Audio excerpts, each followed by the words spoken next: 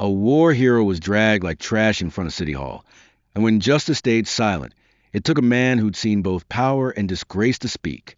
Before we dive in, let us know where you're watching from today. And if you like this story, don't forget to subscribe. Under the pale December light, the front steps of Los Angeles City Hall gleamed with the kind of sterile quiet found only in government districts at dawn. The sidewalk, washed from the night's drizzle, mirrored the sky, gray, indifferent, unfeeling. A crowd had gathered in a loose, silent arc. No one spoke. Phones hovered. Eyes squinted through camera screens. In the center of it all, an old man lay face down on the concrete, his coat torn at the shoulder, his right sleeve pinned under his body.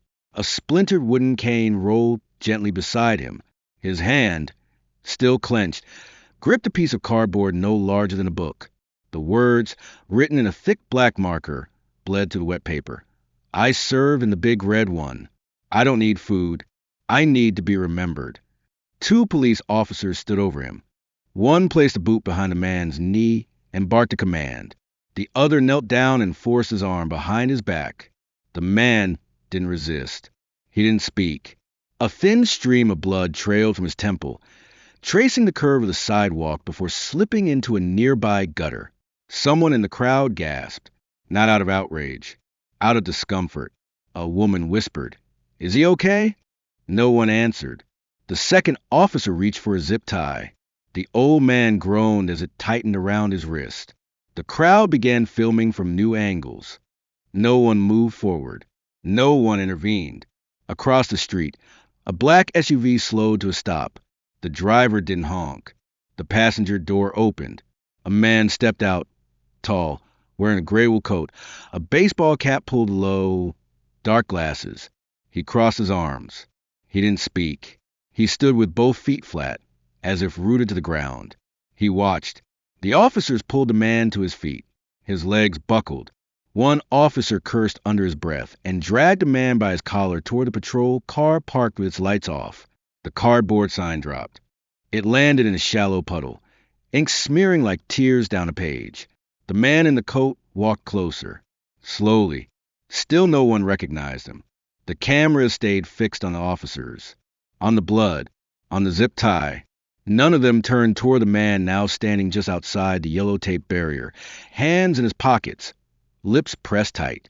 One of the officers shouted something about resisting arrest. The old man collapsed again, this time without the strength to catch himself. His head hit the rear door of the cruiser with a dull thud. A voice from the crowd muttered, "This is messed up." Another responded, probably some drunk vet. The man in the gray coat crouched beside the puddle.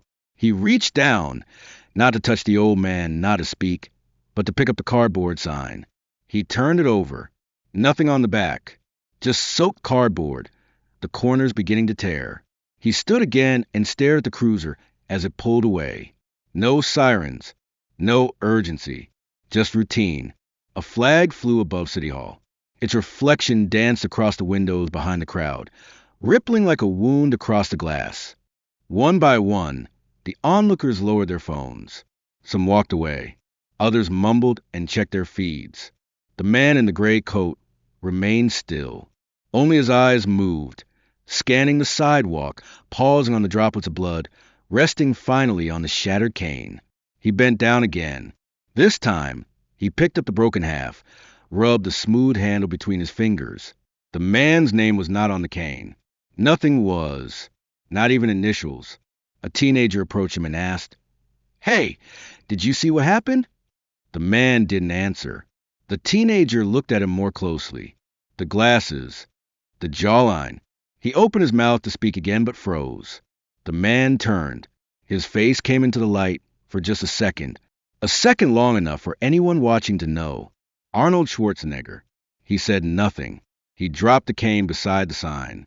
Then he walked away. Not fast, not slow, just forward. Behind him, a final comment flickered across the live stream screen. 1st Infantry Division? That's Fort Riley. My dad served there. Then another. God help us if this is what we do to our veterans now. No one replied. The video feed ended, and the sidewalk returned to silence. A fluorescent light flickered above room 212 of the downtown emergency ward. The old man lay on a narrow bed beneath a faded blue sheet, one wrist bandaged, the other strapped to an fore. A nurse scrolled through a tablet at the foot of the bed. Her brow creased. She tapped again. Then again. No match. No ID. No medical record. No VA file. Unidentified male, she said quietly. No documentation. No family contact. No veteran status. She glanced at the unconscious figure. The old man's hand twitched once beneath the sheet, then went still. In the hallway, Arnold stood against the wall, hands in the pockets of his coat, eyes fixed through the glass. The muffled beeping from the machines didn't reach him. He didn't blink. A hospital aide approached with a clipboard. "Sir, are you the one who brought him in?" Arnold nodded. "Do you know who he is?" A pause. Then, "I served beside someone who wore that patch." He motioned toward the jacket folded on the table, its left sleeve nearly torn off, but still bearing the red number 1 stitched into worn camo. The patch of the 1st Infantry Division.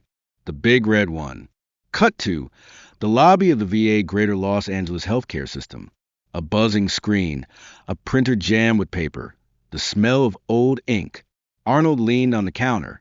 Across from him sat a clerk with thick glasses and a service pin from Iraq 2003. "You said the guy's around 70?" she asked, typing slowly. "Yes." "Big red one." "It's on his jacket." She scrolled. Nothing. Then, "Wait." Her voice flattened. "We've got something, but it's flagged." She turned the screen slightly. Arnold read the line slowly.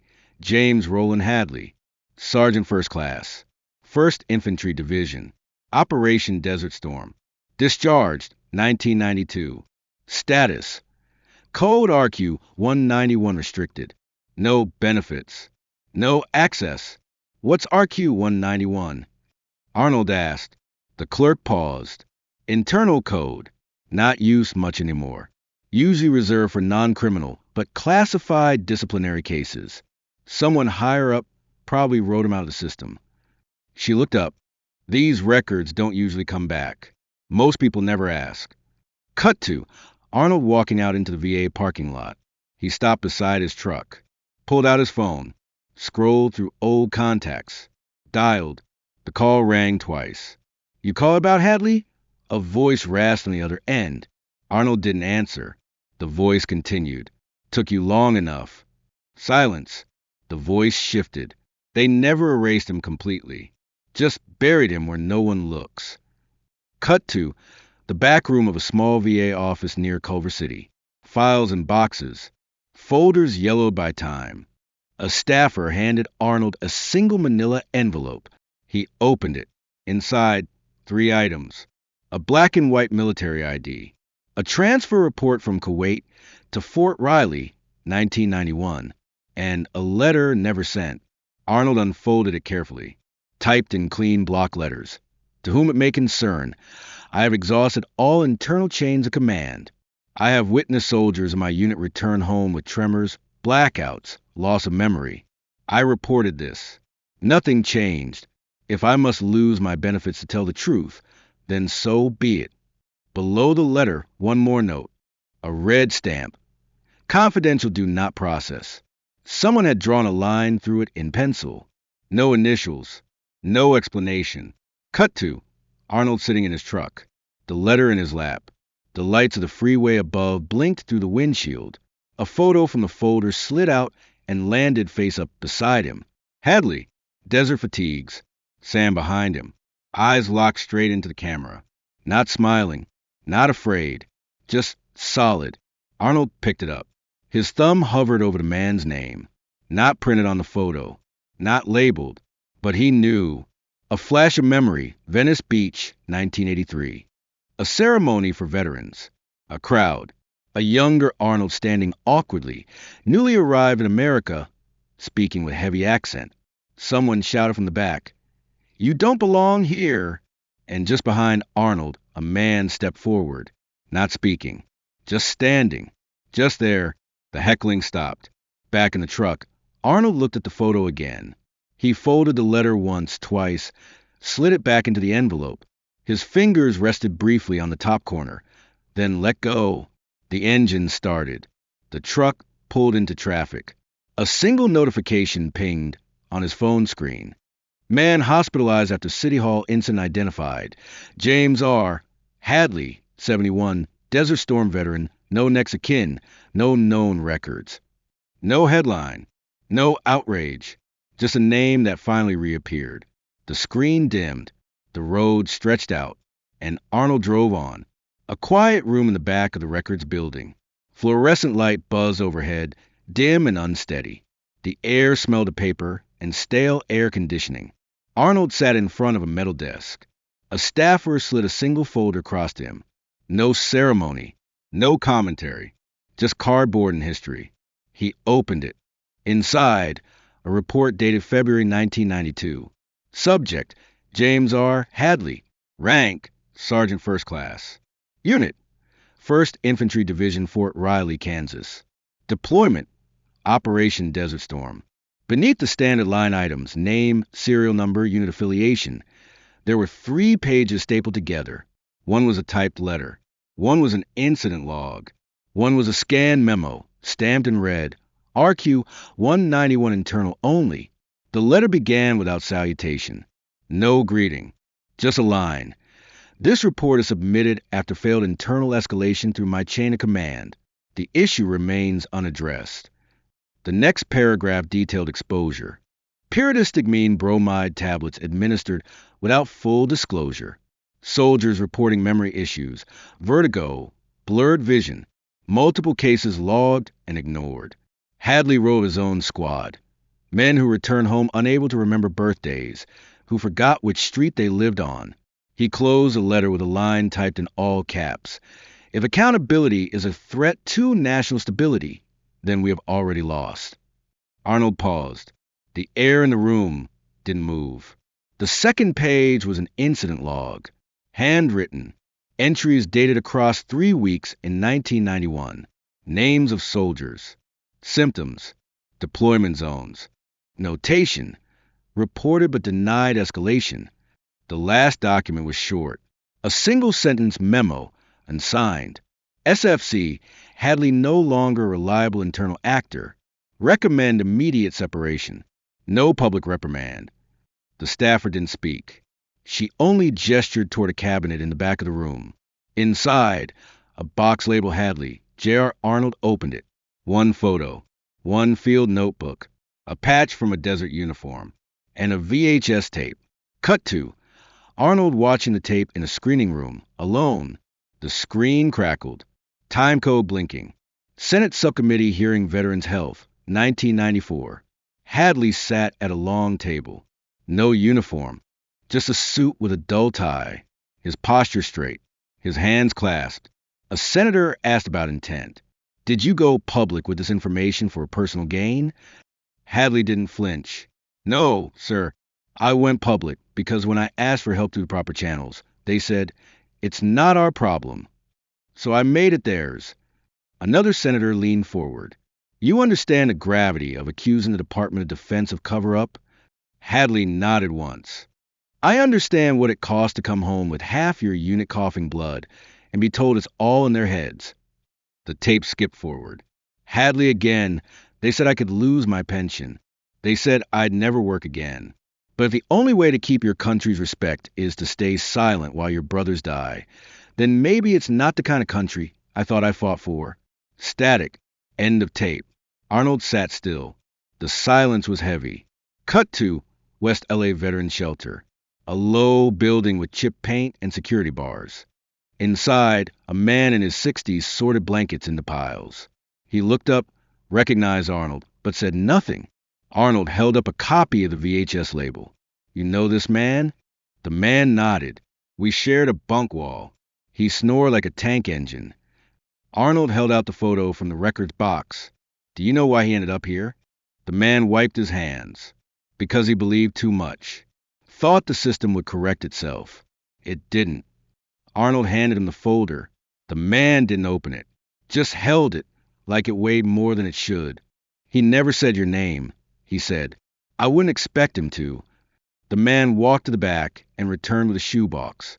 Inside, a folded flag, a laminated newspaper clipping, a single dog tag, and a crumpled note.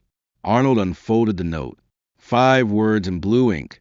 Keep fighting, or they win. Cut to Arnold back in his truck. The flag beside him. The photo in his lap. The tape on the dashboard. He stared ahead. Nothing moved. Then a phone buzzed. A message alert. One line. Media request. Source confirms Hadley was flagged for unauthorized disclosures, not criminal conduct. Arnold didn't reply. He opened the glove box, placed the patch, the note, the photo inside, closed it. The camera held on him for several seconds. No words, just breath, and the slow grind of everything he just read, sinking deeper than any punch ever had. The photo had yellowed at the edges. 2 men stood outside a gym on Rose Avenue, Venice Beach. One wore a sleeveless shirt, fresh-faced, smiling awkwardly. The other was in uniform, not posing, just there. A hand rested lightly on the younger man's shoulder. The image was dated November 11th, 1983. Veterans Day. Arnold stared at it for a long time. No caption, no press coverage.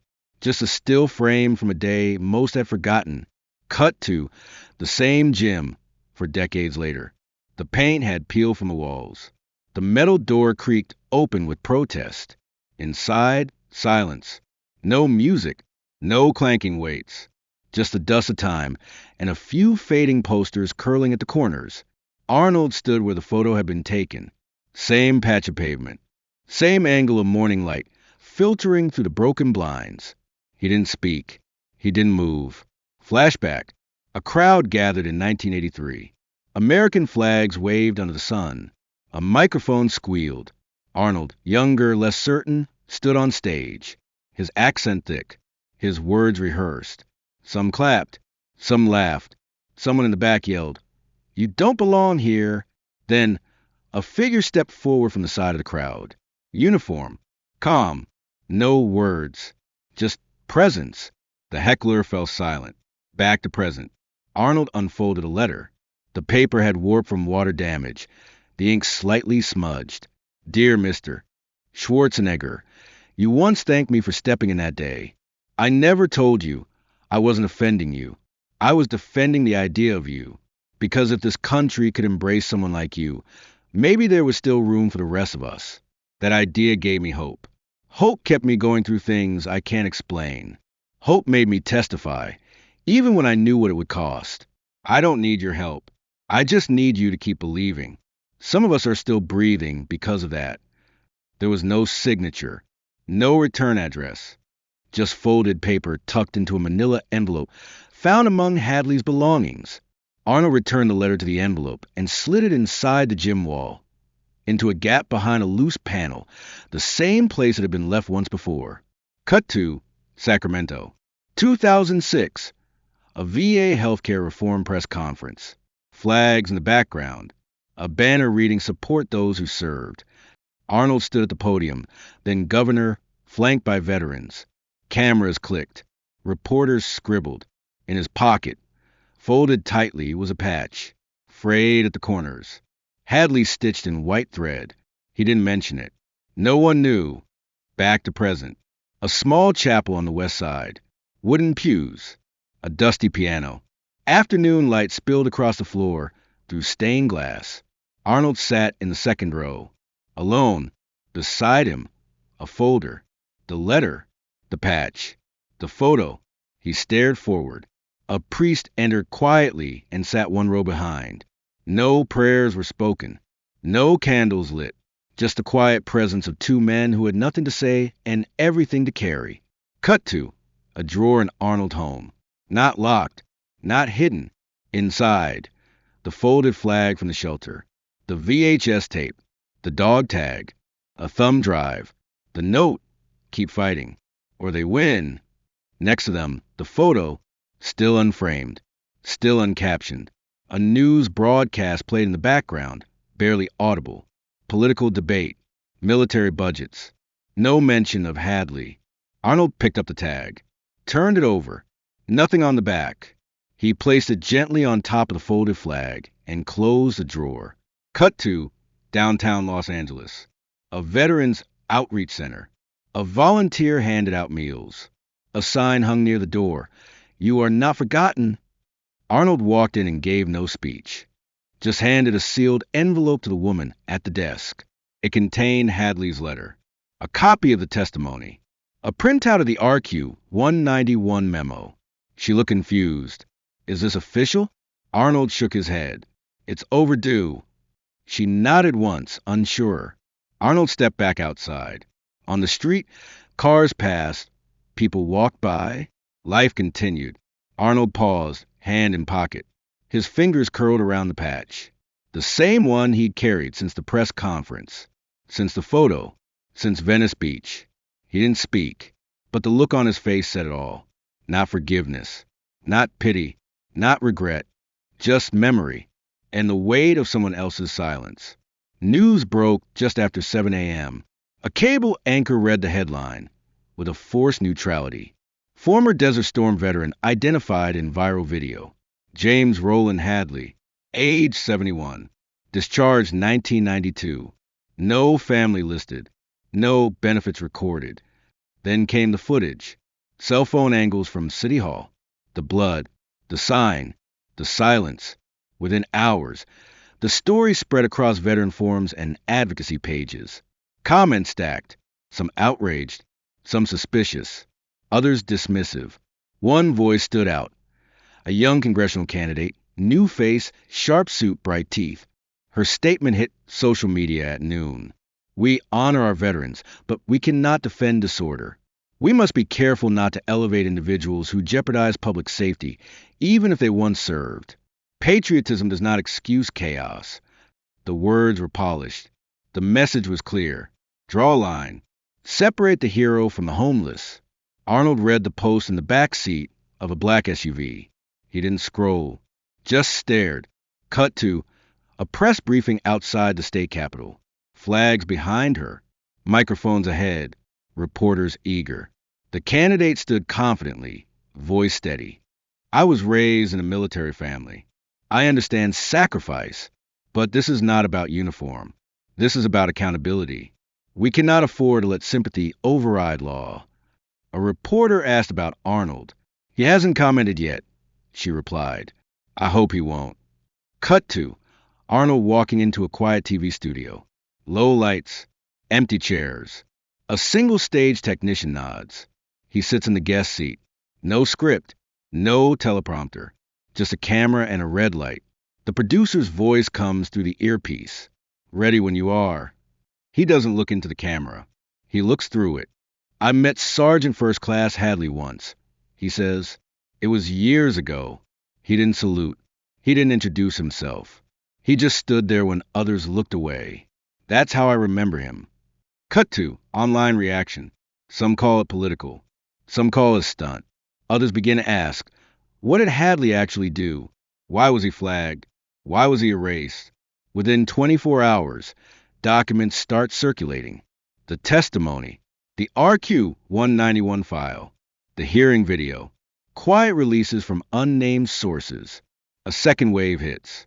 Hashtag shift. Hashtag Hadley file. Hashtag we remember him. Hashtag RQ 191. Commentators change tone.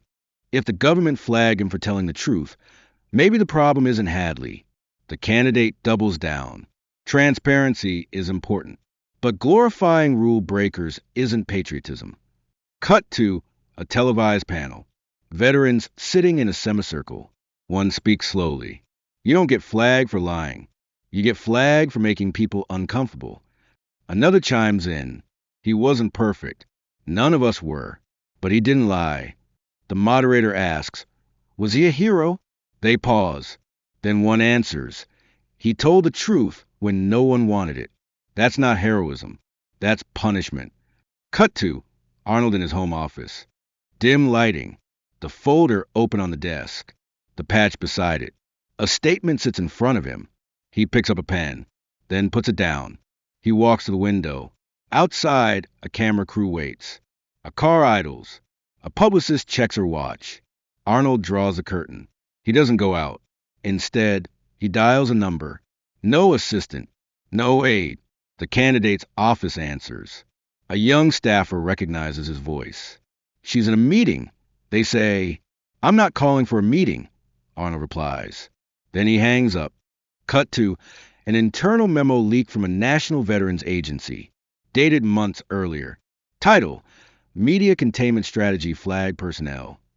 Includes names, codes, suggested responses. Hadley's name is highlighted. A note in the margin: high risk if surfaced. Cut to a candlelight vigil. A few dozen people. Veterans mostly. Some carry signs. Others wear pins. One holds a copy of the original cardboard sign. A woman speaks into a handheld mic. He didn't ask for attention. He just didn't want to be forgotten. Arnold watches from a distance. In his hand, a folded piece of paper. Not a speech, not a statement. Just a letter Hadley never sent. He reads it again, folds it, puts it back into his coat. He turns and walks away. No photos, no headlines, just gravel underfoot and the low sound of veterans calling out one name, not for politics, not for outrage, but for memory. Hadley. The call came just before dawn. A nurse from Ward 3, her voice steady. No panic. Mr. Hadley passed during the night. Cardiac arrest. No distress. No listed next of kin. Arnold didn't respond immediately. He sat in his kitchen. The receiver pressed his ear, the line buzzing quietly after the words had finished. Cut to a white hospital bed, sheets folded, pillow still indented, a personal effects bag on the counter, one pair of boots, a worn jacket, a dog tag on a thin chain. No flowers, no visitors, no headlines. The hospital staff asked what to do. Cremation? County burial? The file marked indigent veteran had already been opened. Arnold said no. We'll handle it. Cut to Riverside National Cemetery. Quiet. Wind in the eucalyptus trees. Rows of white headstones stretched like teeth across the slope. A burial officer reviewed the paperwork. No discharge upgrade. No formal military honors. He said flatly. Arnold nodded. Doesn't matter. The plot assigned was near the eastern edge. Section 47. No family requests. No flags. Just space. Cut to a small office. Arnold signing a check, covering the full cost. The clerk glanced up. You sure? Arnold didn't answer. He just handed over the folder. Hadley's file, with the letter inside. Cut to the service. No cameras. No press. No invitation. 5 people stood in the morning wind. A man from the shelter. A nurse. 2 veterans from Fort Riley. Arnold. No priest. No music. Only silence. The casket lowered with a soft whir. The wind picked up slightly. Someone coughed. No speeches were made. No slogans repeated. Arnold stepped forward. In his hand, the patch. Frayed. Folded. Faded. He placed it on top of the casket, pressed it flat with one hand, then stepped back. The staff began to cover the grave. No trumpets, no folded flag, no salute, just earth. Cut to a hallway inside the VA. A low-resolution printer pushes out a daily report. The name Hadley, James R., appears in the casualty log. The column beside it reads, Disposition, private arrangement.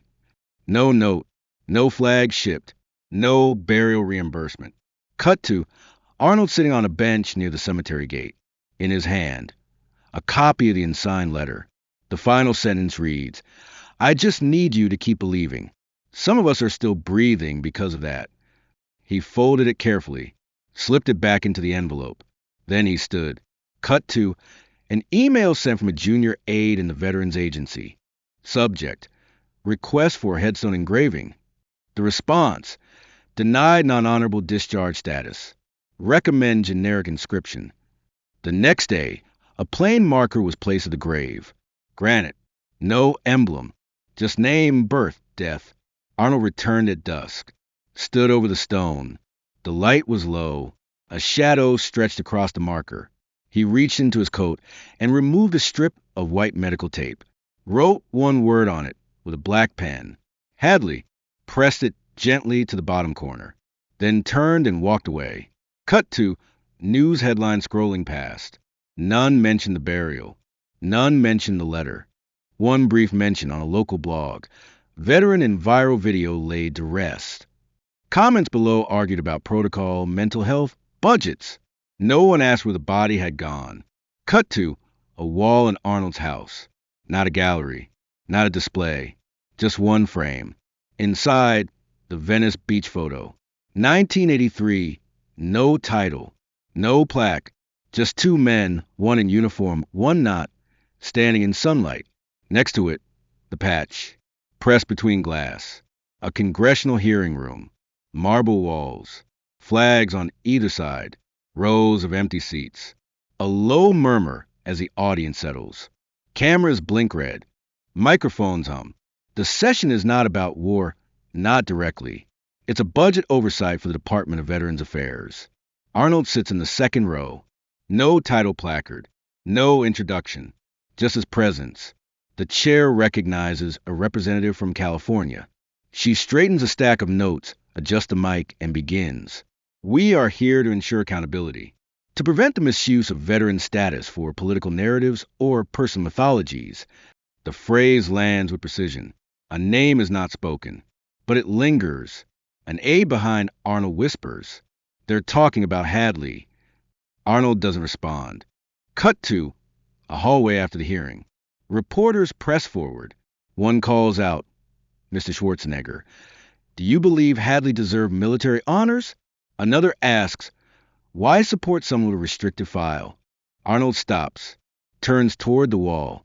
A bronze plaque reads, to honor those who serve with integrity. He looks at it for a moment. Then, you don't earn integrity from a file. He walks away.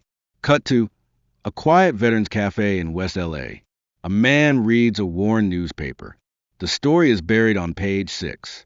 Hadley buried without honors. Below, a grainy photo of the gravestone. No emblem, just a name. Another man speaks up. He's not the first. Won't be the last.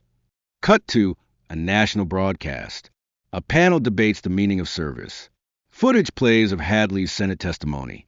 The clip is short, edited, clean. The host turns to the camera. Should we revisit the RQ 191 code? Are we punishing truth tellers? Cut to a teacher in a public high school.